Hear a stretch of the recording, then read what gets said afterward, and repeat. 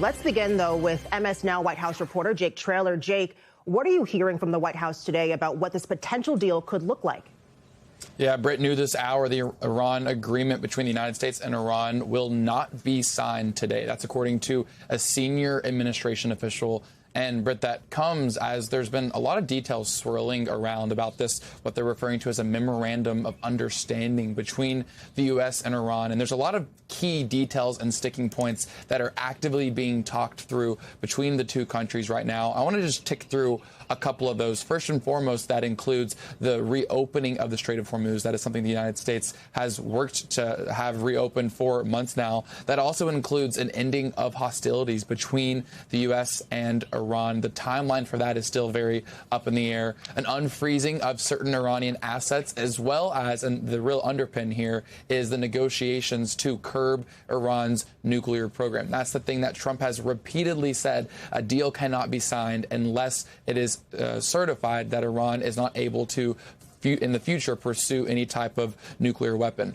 The president yesterday and this morning made it sound as though a deal was very, very close. He's had a bit more measure in his latest Truth Social post that came out just a bit ago, where he said that the negotiations are proceeding in an orderly and constructive manner, and I have informed my representatives not to rush into a deal and that time is on our side. He goes on to say that both sides must take their time and get it just right. So a bit more measure there from President Trump as he makes it sound a little bit less like that deal is coming imminently. Also, that senior administration official saying it will not be coming today. But Marco Rubio, Secretary of State, is in India, was giving a tease to what the potential success of a deal could look like. Take a listen to what he had to say.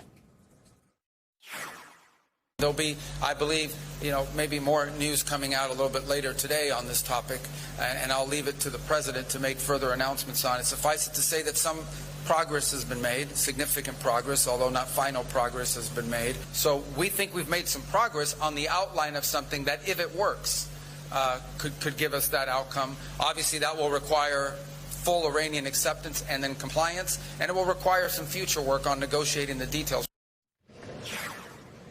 Now, the president's tamped down rhetoric about how close a deal actually is to being reached here comes as there have been some of Trump's top Republican allies that have been really critical of the deals that have been being floated. Some really critical comments from critical Republicans, such as Senator Lindsey Graham, Ted Cruz, Roger Wicker, former Secretary of State to Trump, Mike Pompeo, former National Security Advisor Michael Flynn, all advising President Trump to not sign any deal unless it is ensured that Iran is rendered useless of their nuclear capabilities. Trump continues to say that is the main goal here, Britt.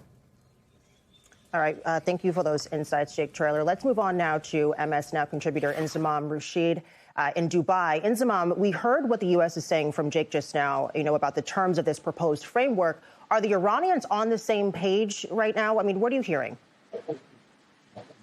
Yeah, it's interesting that President Trump, or at least the White House, has now advised us that there will not be a deal signed today. And as Jake was mentioning, that kind of rhetoric from the president now being toned down heavily, saying that talks are going well, but we should take time to ensure that there are no mistakes made in this deal. Look, the rhetoric from the Iranians has also been pretty measured as well, I think, over the last 24 to 48 hours. And I think that gives me an indication is that we are probably closer to actually a deal getting over the line than we ever have been before. I know many of our viewers will be rolling their eyes, probably thinking, well, we've been here before, we've been down this lane many, many times.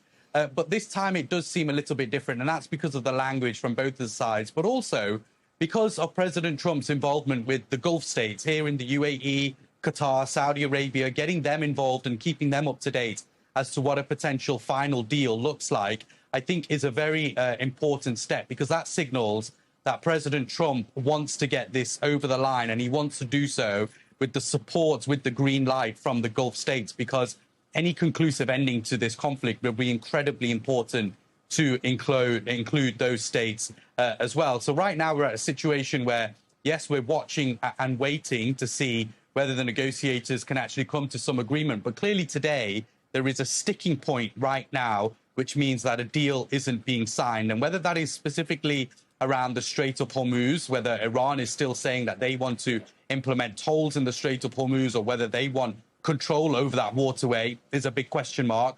or whether this is around Iran's nuclear program, and whether actually discussions around their nuclear program, around enriching uranium, remains on the table yet or not. You've got to remember, Britt, as well, is that this framework is actually just to get the two sides once again in the room to have a second round of peace talks. And it's basically what will base those talks around. So this isn't a final be-all and end-all of the agreement. This doesn't mean that once it's signed and the war is over, the bombing stops and things get back to normal. This is just the first step initially to have those conversations within the two sides, within the same room. And I think that's an important step. Finally, if I may, Britt, I think what will give us a real signal that things are coming to an end, that things are quieting down, that actually we are getting out of this conflict, is when Israel stops its bombing inside of Lebanon and Hezbollah, in response, stops targeting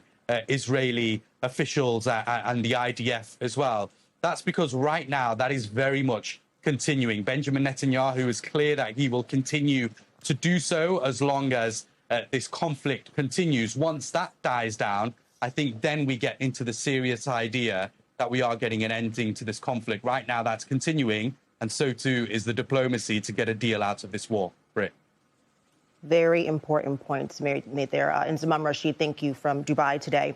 I want to bring some more players into this conversation right now. Joining me is Hugo Lowell. He is in studio with me right now. He's a senior politics correspondent with Wired and author of the Inner Loop newsletter. Also joining us remotely, Joel Rubin, former Deputy Assistant Secretary of State, now president of Washington Strategy Group. His new book, in fact, is titled Saving Democratic Foreign Policy. Thank you to you both for being here on this fine Sunday. Joel, let's kick things off with you. Speaker Mike Johnson tweeted, Trump is the only person who could have gotten Iran to the negotiating table. Obviously, though, we know President Obama signed a nuclear deal back in 2015, and your job back then actually was to sell this deal to Congress. But at this point, does it seem like the U.S. has really expended, I should say, blood and treasure for little benefit? I mean, there's no regime change right now. There's no definitive nuclear deal and new uncertainty in the Strait of Hormuz at this hour. So what has the president really accomplished after 86 days of war and $25 to $50 billion in military spending? Yeah, Brett, President Trump is in a diplomatic and political quagmire of his own making. Look, he basically started this process going in the wrong direction in 2018 when he exited the Iran nuclear deal. And the whole idea of the recent action was to try to compel Iran to get into a deal that would terminate its enrichment, its nuclear program for good. Of course, it was set back militarily last June in those strikes. And then, of course, to also deal with other issues like Inzamam is talking about related to regional proxies and Lebanon and the like. But we don't have any of that right now. And it's really humiliating from an American perspective to see the president daily putting out how we're close to a deal and then there's no deal. And then maybe if there is a deal, it's going to be a short-term arrangement. Process-wise, I think that's actually the right approach, a short-term arrangement to get to a fuller negotiation. But it's not where President Trump said he wanted this to end. So to your question, no, we're not better off. We don't really have clarity about where Iran wants to go. If anything, we now see the Iranians more motivated to maintain their power. They are weaker militarily and on the nuclear file, but we are not better off right now diplomatically, and we don't have any firm guarantees that they won't restart their nuclear program going forward. Yeah, uncertainty has been one of the main themes over the past 86 days. Hugo, I want to sort of give some context to what we're seeing and experiencing right now. You know, this is all coming after a pretty bad week for the president, with poll numbers hitting a new low, gas prices the highest we've seen really in 4 years. I mean, is the president feeling pressure to agree to a deal, even if he doesn't get everything on his wish list? I mean, certainly Republicans in Congress are pressuring the president to get out of the Iran war. But I also think, you know, President Trump himself is trying to get out of the Iran war. He has become very bored of the fact that there is nothing happening. He is, I think, frustrated at the fact that things have not really moved since the start of the ceasefire. I mean, if you look at the Memorandum of Understanding as we currently understand it, the top lines are very, very vague. The one concrete thing we get out of this is that the Strait of Hormuz is reopened without tolls in exchange for the U.S. lifting the blockade. That's where we were pre-war. So the status is right where we were before Trump even started bombing Iran. And on the more substantive issue, I think, as Joel said, of, what do we do about the highly enriched uranium? Well, the only thing that the U.S. is getting out of this MOU is Iran saying, well, we commit to giving up our enriched uranium. No discussion about the mechanisms, because, by the way, the enriched uranium is still buried under rubble at Fordo. And Iran has previously said there's no way we're giving it directly to the Americans. So all of the difficult issues are getting punted down the line. But I think the fact that we are seeing this MOU come together is because the president wants to get out of Iran.